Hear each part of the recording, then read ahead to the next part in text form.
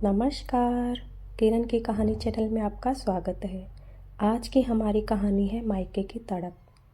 मीरा, ओ मीरा, कहाँ है बहू? मुन्ने ने उल्टी कर दी है। मीरा की सास विमला जी ने चिल्लाते हुए कहा।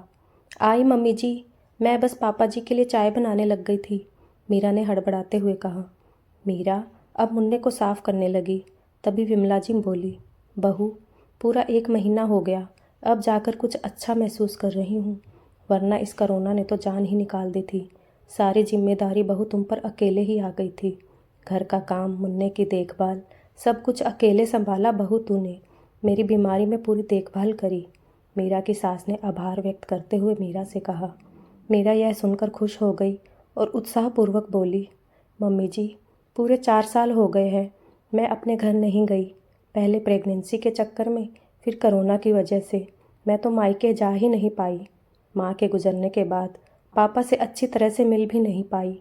बहू, मुझे कोई एतराज़ नहीं, बस एक बार ज़रा सोच लो, मुन्ना अभी छोटा है, सर्दी का मौसम है, कहीं बीमार न पड़ जाए नई जगह जाकर, विमला जी ने ज़रा चिंता जताते हुए कहा। वहीं पास में बैठे मीरा के ससुर गोपीनाथ जी बोले, मुन्ना को हम अपने पास रख लेंगे बहू, तुम मायके हो आओ, लेकिन जल्दी आ जाना बहू, अब तुम्हारे हाथ की चाय के बिना ज़्यादा दिन तक नहीं रहा जाएगा। गोपीनाथ जी ने ज़रा हंसते हुए कहा। हाँ, ये ठीक रहेगा बहू, मुन्ना को मैं संभाल लूँगी। अमित को बोलकर आज ही तुम्हारी ट्रेन की टिकट करा देते हैं। काफ़ी समय बाद मीरा को मायके जाने का मौका मिल रहा था। उसकी खुशी का ठिकाना नहीं था। अब मीरा को मायके की याद और ज़्यादा सताने लगी। मीरा से अब सब्र नहीं हो रहा था। अब तो बाबूजी भी अकेले हो गए होंगे ना, जाने कैसे रह रहे होंगे माँ के बिना। सोच मीरा की आंखों में आंसू उमड़ आए। मीरा का पति अमित अब ऑफिस से घर आ गए थे, तो मीरा ने पानी देते हुए कहा, सुनो जी, सोच रही थी कुछ दिन मायके हो आऊँ। बाबूजी से मिले 4 साल हो गए हैं, मम्मी जी और पापा जी ने भी हाँ कर दी है। इसमें पूछना क्या है मीरा, बहुत समय से तुम गई भी नहीं हो, मैं अभी टिकट करा देता हूँ, तुम चली जाओ। और हाँ, यहाँ की चिंता बिल्कुल मत करना, मीरा का पति अमित बोला। पतिदेव के आश्वासन पर मीरा लग गई अपनी तैयारियों में। मीरा, कल सुबह की भी टिकट मिल रही है, कहो तो बुक कर दूँ। हालांकि मीरा ने अपने मायके वालों के लिए कुछ भी उपहार नहीं लिए थे, मगर उसे घर जाने की इतनी जल्दी थी कि उसने झट से हाँ कर दी। माँ जी से आज्ञा ले मीरा और पतिदेव स्टेशन आ गए। यह लो मेरा डेबिट कार्ड, पिन तो याद ही होगा, सबके तोहफे वहीं से ले लेना। जल्दी में कुछ भी ले नहीं पाए यहाँ से। कार्ड ले पर्स में डाला ही था कि ट्रेन चल पड़ी। अमित मीरा को ट्रेन पर बैठा वापस घर लौट आया। ससुराल से मायके का सफ़र मीरा से काटे नहीं कट रहा था। स्टेशन पर भाई को देख आंखें भर आई। मीरा, ये क्या, अकेले आई हो? मुन्ना कहाँ है? मीरा ने भैया से विस्मित होकर पूछा। भैया, वो मैं उसे नहीं लेकर आई, वहाँ पर भी फिर किसी का मन नहीं लगता। मीरा कुछ और कहती, उससे पहले मीरा का भतीजा बोल पड़ा। बुआ, देखो, मैं तो आपसे भी लंबा हो गया। मैं भी हंसते मुस्कुराते कार में बैठ घर की ओर चल दिए। बाबूजी दरवाजे पर ही मीरा का इंतजार कर रहे थे। पैर छूने झुकी तो गले लगा रो पड़ी। मीरा सामने दीवार पर माँ की तस्वीर लगी थी, वही सुंदर मुस्कुराता चेहरा, लेकिन माँ की तस्वीर पर चढ़ा हार उनके मन को विचलित कर रहा था।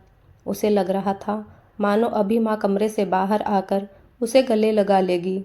भाभी से गले लग मीरा की आंखें भर आई। माँ के बाद मायका भाभी से ही तो होता है। मीरा को बाबूजी कुछ उदास से लगे, शायद माँ याद आ गई होगी। यह सोच उसने खुद को समझा लिया। ट्रेन समय पर थी ना बेटा, कोई तकलीफ तो नहीं हुई ना? भूख लगी होगी। तो बाबूजी के इस सवाल पर मीरा कुछ कहती, तभी भाई चिल्ला उठा, सब ठीक है, कोई दिक्कत नहीं हुई। भाई चीख कर क्यों जवाब दे रहा है? मीरा सोच में पड़ गई। बाबूजी से भाई इतनी तेज आवाज़ में क्यों बात कर रहे हैं? भाभी, क्या तकलीफ बढ़ गई है क्या? मीरा ने बड़े ही आश्चर्य से पूछा। हाँ मीरा, अब तो बहुत कम सुनाई देता है बाबूजी को, और उनकी जिज्ञासा ऐसी कि हर बात उन्हें सुननी समझनी होती है। कई बार तो हम तेज बोल उन्हें बता भी देते हैं, लेकिन अब हर बार संभव नहीं होता। अब तो बेहद ज़रूरी है, वही उन्हें बताते हैं। आजकल जिद्दी भी बच्चों जैसे हो गए हैं, कुछ समझते ही नहीं।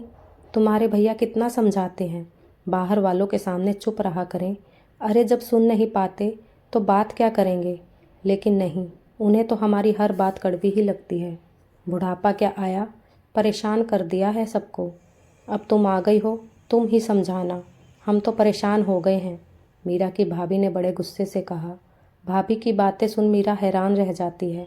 भाभी ने तो कितने सहज भाव से सब कह दिया, लेकिन एक बेटी के मन में यह सब सुनकर क्या गुजरेगी, यह न सोचा भाभी ने।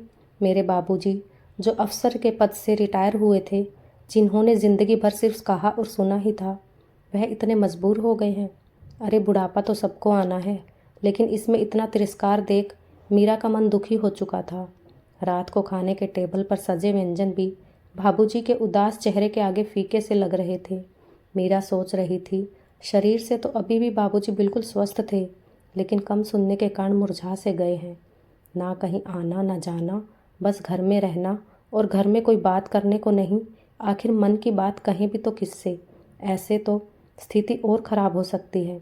नहीं नहीं, ऐसे नहीं देख सकती अपने बाबूजी को, मुझे कुछ तो करना ही होगा। रात को जब देर रात तक नींद न आई तो मीरा ने फ़ोन पर ढूंढना शुरू कर दिया। कुछ ही देर के प्रयास ने उसकी सारी समस्याओं को सुलझा दिया था। जब समस्या सुलझी तो निश्चिंत हो सो गई, क्योंकि उसे सुबह जल्दी भी तो उठना था नए सवेरे के साथ। चलिए बाबूजी, मंदिर हो आते हैं, जल्दी से तैयार हो जाइए, मीरा ने अपने बाबूजी से कहा। अरे बेटा, मंदिर? हाँ, बहुत समय हो गया, मैं गया भी नहीं। रुक, मैं तैयार होकर आता हूँ। हेमंत जी खुशी खुशी झट से तैयार हो गए। मीरा अपने बाबूजी को लेकर मंदिर के लिए निकल पड़ी। ये कहाँ आ गए बेटा, हमें तो मंदिर जाना था ना। डॉक्टर के क्लिनिक के बाहर खड़े हेमंत जी आश्चर्य से भरे मीरा को घूरे जा रहे थे। चलिए अंदर चलिए बाबूजी, अंदर बताती हूँ, इशारे से समझा मीरा अपने बाबूजी को लेकर रिसेप्शन पर गई और अपॉइंटमेंट लेकर बैठ गई। हेमंत जी की जिज्ञासा खत्म ही नहीं हो रही थी। बार बार पूछे, डॉक्टर के पास क्यों ले आई हो तुम? अच्छा भला तो हूँ मैं, क्या हुआ है मुझे? तभी उनको अंदर बुलाया जाता है।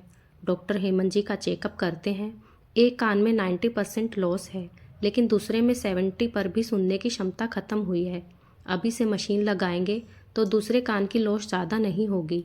सभी चेकअप के बाद हेमंत जी को मशीन लगाई जाती है। कैसा लग रहा है बाबूजी? डॉक्टर के क्लिनिक के बाहर आते ही मीरा का पहला सवाल बाबूजी से था, और बाबूजी थे कि रोने लगे। यह क्या बाबूजी, आज तो कितना खास दिन है और आप रो रहे हैं? बाबूजी के गले लग मीरा ने कह तो दिया, लेकिन उसकी आंखें भी भर आई थी। घर के बाहर ही मीरा का भाई मिल गया और बाबूजी को देखते ही आदत अनुसार चिल्लाकर पूछने लगे, इतनी देर कहाँ लगा दिया, कब से परेशान हो रहे थे हम। अरे तू चिल्ला क्यों रहा है, तेरा बाप बहरा नहीं, धीरे धीरे बोल। बाबूजी का जवाब और उनका पुराना रूप देख मीरा को हंसी आ गई, और बाबूजी की डांट लंबे समय बाद सुन मीरा का भाई भी चौंक पड़ा। मीरा, बाबूजी को क्या हुआ, आज कुछ बदले बदले से लग रहे हैं। मीरा के भाई का इतना कहना था कि हेमंत जी रामायण की कोई चौपाई गाते गुनगुनाते घर के अंदर चले गए। मीरा का भाई उसके पीछे और पड़ गया। यह क्या कहा बाबूजी ने मीरा? और मीरा की कल से दबी नाराजगी भाई पर निकल पड़ी। बाबूजी कितनी तकलीफ़ में हैं, इसका अंदाज़ा है आपको भाई? कान की समस्या कोई इतनी बड़ी समस्या नहीं होती जिसका समाधान आज के समय में ना हो सके, लेकिन आपने समस्या को सुलझाने की बजाय बाबूजी को चुप रहने की नसीहत दे डाली। यह भी न सोचा कि कैसा लगेगा उनके मन को। कम सुनने का अर्थ यह नहीं कि इंसान अपनी ज़िंदगी जीना छोड़ दे, जिस काम को करने में उसे खुशी मिले वह छोड़ दे। बुढ़ापा तो सबको आता है भाई, आज बाबूजी बूढ़े हैं तो कल हम भी होंगे। एक पल को सोचिए, अगर हमारे बच्चे ऐसा ही करें तो? वह हमारे पिता हैं, आप कैसे उनके त्याग को भूल गए? मैंने उनकी नई मशीन लगवा दी कानों में, अब वह आराम से सब सुन सकेंगे और वह सब कर पाएंगे जो वह करना चाहते हैं। अरे क्या ज़रूरत थी बुढ़ापे में इन पर खर्चा करने की? अब बुढ़ापे में घर पर नहीं रहेंगे तो क्या करेंगे? अब देखना, बाहर जाकर इनका घूमना फिरना शुरू हो जाएगा। अच्छे खासे घर में रह रहे थे, तूने यह ठीक नहीं किया मीरा, नीलेश गुस्से में कहे जा रहा था। बस भाई, आप ऐसी बात कर सकते हैं, मैंने कभी सोचा भी नहीं था। भाई, बाबूजी की मशीन उनके खुद के पैसों से लगी है, और आप बाबूजी की पेंशन क्या क्या करते हो मुझे अच्छे से पता है। भाई, अगर बाबूजी के लिए कोई कमी हुई तो मैं यह बर्दाश्त नहीं करूँगी। अगर आपको बाबूजी से परेशानी है तो मैं बाबूजी को अपने साथ ले जाऊंगी, और याद रखना फिर बाबूजी की पेंशन पर भी आपका कोई हक नहीं होगा। मीरा का यह कहना था कि नीलेश को अपने हाथ से बाबूजी की पेंशन जाते हुए दिखी। मीरा की दो टूक बात सुन नीलेश का सर शर्म से झुक गया। माफ़ कर दे मीरा, मुझे लगा अब बुढ़ापे में क्या फ़ायदा मशीन लगवाने का, और उन्हें कहीं जाना भी नहीं था तो मैंने भी ध्यान देना ज़रूरी ना समझा। मैं पास रहकर भी बाबूजी की उदासी न देख पाया, उनकी परेशानियों को समझ न पाया, और तूने एक पल में सब समझ लिया। मीरा की बातें कटु ज़रूर थी लेकिन सच्ची थी।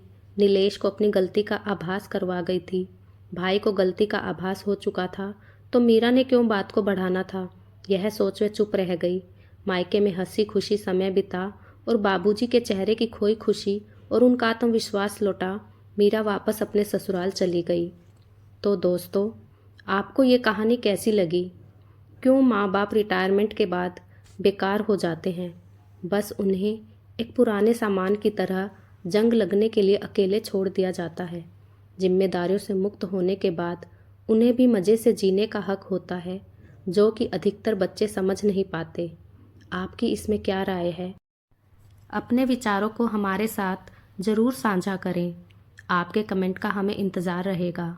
कहानी पसंद आई हो तो चैनल को लाइक और सब्सक्राइब करना ना भूलें। फिर मिलते हैं एक नई कहानी के साथ। धन्यवाद।